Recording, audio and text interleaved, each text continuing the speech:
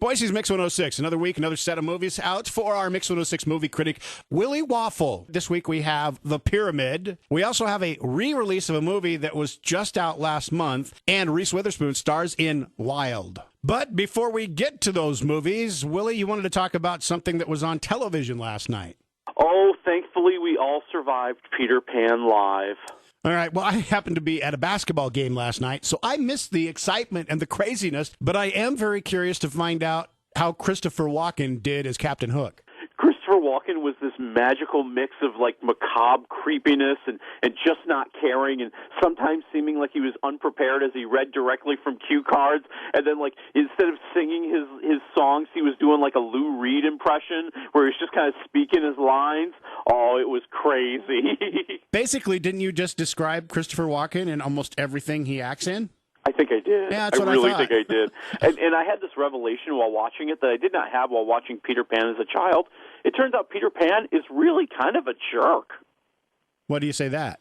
Well, because he's, like, leading on 3 different women. He's using all of them in some way or the other. He's got Tinkerbell sacrificing herself to save his sorry butt. And let's face it, he just wants to be friends with Tinkerbell.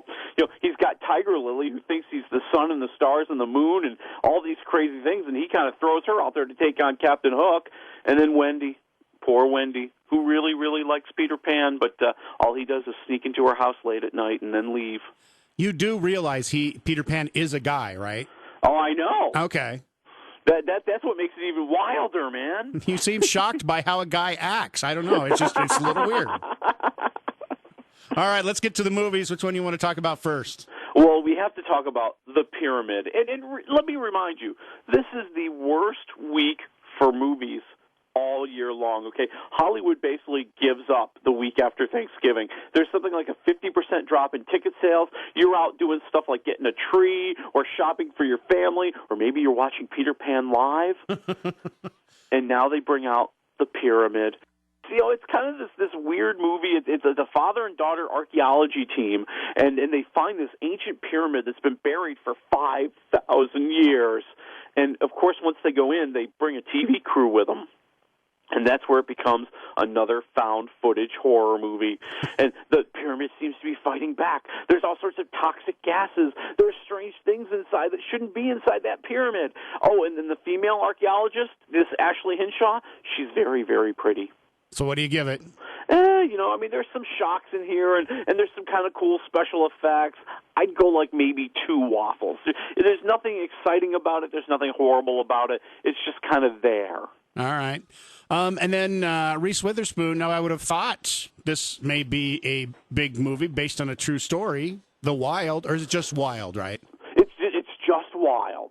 The book was wild. I can't picture anyone better to play this than Reese Witherspoon as Cheryl Strayed. I'm so excited. Yeah, you know, it's this woman whose life has spiraled out of control, and we see kind of in flashbacks as she's walking along the trail what has happened in this woman's life, what has brought her to this point, why is she going on this arduous hike, you know, on her own, through the desert, through the mountains, through snow. I mean, you know, it's really it's a very massive undertaking. And, you know, the movie itself, I think, is pretty good. I think it's a movie where, you know, like for the first hour, I'm wondering, why am I watching this? Because it's a little bit boring. But then the second half, you realize you're glad you didn't give up, because they were just luring you in. And it's all about Reese Witherspoon. She is definitely trying to get herself an Oscar nomination in this movie. I was just going to say, this seems like something that's a little out of the ordinary for Reese, this serious of a thing.